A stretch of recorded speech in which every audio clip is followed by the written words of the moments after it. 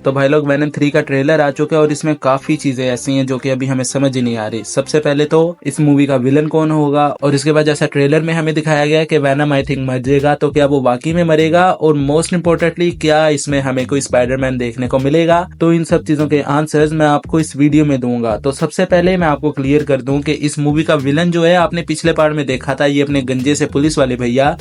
इनके अंदर भी कार्नेज से एक सिम्बियोट चला गया था, जो कि बाद में चल के कॉमिक्स में भी टॉक्सिन नाम का विलन बनता है। तो same as it is movie में भी हमें यही देखने को मिलेगा। उसके बाद जैसा हमें ट्रेलर में दिखाया गया है कि वैनम इसमें क्या वाकई में मरने वाला है, तो उसके चांसेस 50-50 के लगते हैं। बिकॉज अगर सोनी वाले चाहें तो बहुत इजीली से एडी ब्रॉक को मार सकते हैं, क्योंकि वैनम का जो इस मूवी का टाइटल है वो वैनम द लास्ट डांस है, और टॉम हार्डी ने भी ये कंफर्म कर दी है कि ये उनकी वैनम के रोल में लास्ट मूवी होने वाली है। और अगर इन्होंने एडी ब्रॉक के कैरेक्टर को मार दिया तो फिर इनके पास एक अच्छी चॉइस रहेगी एंजेलो फोर्टुनाटो नाम के कैरेक्टर की, जिसके पास वैनम आता है इस तरह से है कि उसका फादर वैनम के सिम्बियोट को एक ऑक्शन के अंदर जीतता है, फिर वो उसे गिफ्ट कर देता है अपने बेटे को और कहता है जा आज से तू आजाद है, खुली मौज मस्ती कर बेटा। और सेम इसी तरह का सीन हमने ट्रेलर में भी देखा है, जहाँ पे ये वाला एजेंट वैनम के सिम्बियोट को एक गिलास के अंदर कैप्चर करता है। तो मे बी कहीं ना कहीं पे हमें छोटा सा ग्लिम्स देखने को मिल जाए कि वैनम का फ्यूचर क्या होगा, और आई थिंक देखने को मिलना भी चाहिए, क्योंकि वैनम को मारना बहुत मुश्किल है। और अगर ये लोग एडी ब्रॉक को नहीं मारते और वैनम 3 अच्छी खासी अमाउंट जनरेट कर देती है प्रॉफिट के तौर पे, तो ऑब्वियसली ये लोग दोबारा एडी ब्रॉक के कैरेक्टर को, टॉम हार्डी को रिटर्न लेकर आएंगे। पर अभी आप मेरे ऊपर बिल्कुल मत यकीन करना, क्योंकि जो वैनम को बनाने वाली कंपनी है, जिसके पास वैनम और स्पाइडरमैन के पूरे यूनिवर्स के राइट्स हैं, आप अगर उनके पास जाके पूछोगे कि भैया आपके पास फ्यूचर प्लानिंग क्या है, आपने मोरबियस लेकर आ गए, मैडम वेब लेकर आ गए, आपके पास क्रेवन द हंटर आ रही है,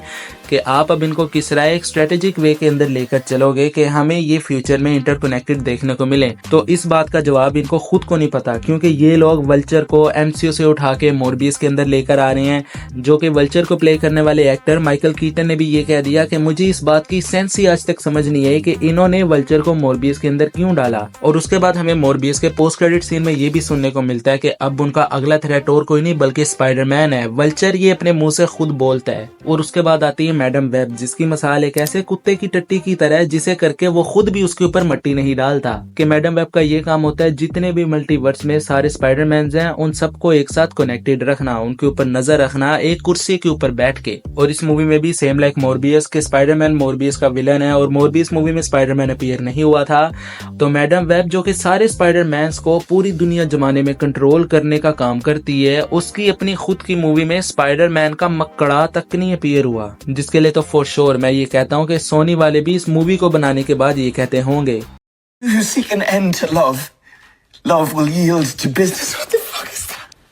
Fuck! पर चलो मैडम वेब तो टट्टी थी और टट्टी ही रहेगी। पर अब आ जाते हैं वैनम के ऊपर, जो कि हमने स्पाइडरमैन 3 में भी देखा था कि पीटर पार्कर को वैनम ने किस तरह से बुली मैगवायर बना दिया, और हमें हिस्ट्री का नंबर 1 सिनेमैटिक डांस बुली मैगवायर का देखने को मिला। पर इस वाली वैनम की मूवी में स्पाइडरमैन के दूर दूर तक अते पते नहीं है कि स्पाइडरमैन का सबसे बड़ा विलन वैनम है, सेम लाइक फैंटास्टिक फोर का डॉक्टर डूम और सुपरमैन का लेक्स लूथर। पर वैनम की पिछली 2 मूवीज के अंदर सोनी वालों ने इतनी भी हिम्मत नहीं की कि स्पाइडरमैन को दिखा के हम फैंस की दरीदा ख्वाहिश को पूरी कर सकें। बट इस टाइम पे मैं आपको इतना तो कंफर्मेशन के साथ बता दूंगा कि वैनम के अंदर स्पाइडरमैन अपीयर होगा, और वो और कोई नहीं बल्कि द अमेजिंग स्पाइडरमैन वाला एंड्रयू गारफील्ड का स्पाइडरमैन होगा। बिकॉज मैं ये इसलिए कह रहा हूँ कि ट्रेलर में अगर तुमने इस वाले बंदे को देखा होगा तो तुमने ये जरूर सोचा होगा कि भाई से कहीं तो देखा है। पर रुको मैं तुम्हें बताता हूँ, ये अपना द अमेजिंग स्पाइडरमैन 2 मूवी से जो छिपकला बनता है ना डॉक्टर, ये वही वाला बंदा है। बस इसने इस मूवी के अंदर थोड़ी दाढ़ी वाड़ी रख ली है और पूरा मसली टाइप हमें दिखता हुआ नजर आ रहा है। और अगर तुम इस टाइम पे यही सोच रहे हो कि भाई वो छिपकला तो उस मूवी में मर गया था, वो डॉक्टर भी मर गया था, तो ये वैनम में किस तरह अपीयर होगा, और अगर ये वैनम के अंदर अपीयर हो रहा है तो एंड्रयू गारफील्ड का स्पाइडरमैन तो इस मूवी में 100% अपीयर हो ही नहीं सकता, क्योंकि ये वाला तो उसका यूनिवर्स ही नहीं है। तो मैं तुम्हें क्लियर कर देता हूँ, तुम्हें नो वे होम की एंडिंग तो याद होगी। जरा ध्यान से सोचो उस एंडिंग के ऊपर हमें कौन सा दिलकश नजारा देखने को मिला था कि जितने भी स्पाइडरमैन के पुराने विलन्स हैं उन सबको अपने एमसीयू के टॉम हॉलैंड वाले पीटर पार्कर ने जिंदा सलामत अपने अपने यूनिवर्सेस में लौटा दिया था। तो इसीलिए अगर वो लोग अपने यूनिवर्स में जिंदा सलामत वापस चले गए without any single power, because Tom Holland के स्पाइडरमैन ने उन सबको मूवी के एंड पे न्यूट्रलाइज कर दिया था, उन सबकी पावर्स निकाल ली थी। तो अगर वो अपने यूनिवर्स में जिंदा वापस आ जाते हैं, वो भी बिना किसी पावर के, तो ये वही वाला छिपकला हो सकता है जो कि नो वे होम की एंडिंग से लौट कर आया हो।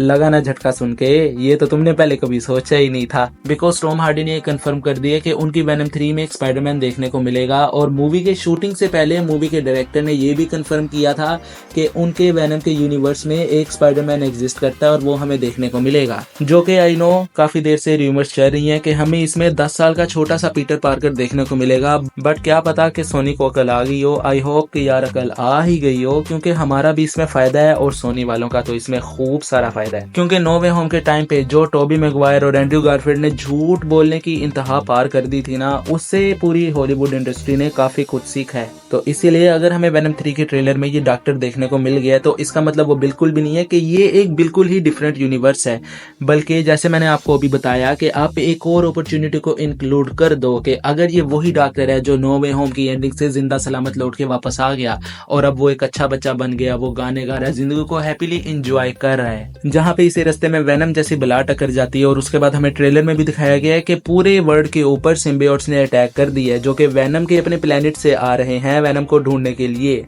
तो अगर उनमें से एक आधा सिम्बियोट गलती से भी न्यूयॉर्क जैसे शहर में लैंड हो गया जहां पर द अमेजिंग स्पाइडरमैन घूमता फिर रहा है, और सोचो कि अगर ये सीन पॉसिबल हो गया तो तुम जानते हो सिनेमा हॉल में तुम्हारा क्या रिएक्शन होगा, ये तुम बिलीव भी नहीं कर सकते। तुम्हारी आंख, दिमाग और वो सब कुछ फटके हाथ में आ जाएगा। बट बच्चे लोग, मैंने तो तुम्हें काफी सारी उम्मीदें दे दी हैं, पर मैं तुम्हें ये भी कहता हूँ कि मेरी इन उम्मीदों को लेके सिनेमा में मत जाना, बिकॉज ना मुझे पता है कि वेनम में क्या होगा, ना तुम्हें पता है वेनम में क्या होगा, ना सोनी वालों को पता है वेनम में क्या होगा। तो इसीलिए कोशिश करना कि आंखें बंद करके पूरी मूवी देखो, और जहाँ पे तुम्हें सुनाई दे कि अब लोग अपनी कुर्सियों से उठ के छलांगे मार के एक दूसरे के कपड़े फाड़ने पे आ गए हैं, तो समझ लेना कि एंड्रयू गारफील्ड का स्पाइडरमैन अपीयर हो चुका है। क्योंकि ये मेरी थ्योरी थी और तुम्हें एक तसल्ली देने का तरीका भी कि अगर हम लोग ये सोच रहे हैं कि ये वाला डॉक्टर वेनम वाले बहुत ही अलग यूनिवर्स में एग्जिस्ट करता है, तो क्यों ना हम इस वे में सोचें कि ये शायद वही डॉक्टर हो जो नो वे होम की एंडिंग से सही सलामत वापस लौट के आ गया है। और अगर तुमने लोकी देखा होगा तो तुम ये जरूर जानते होगे कि टाइमलाइन में छेड़छाड़ करने से और मल्टीवर्स में ट्रैवल करने से थोड़ी बहुत तो चेंजिंग पैदा होगी। तो yes, of course, why not मेरी जान, कुछ भी पॉसिबल है, anything is possible, Venom could be gay.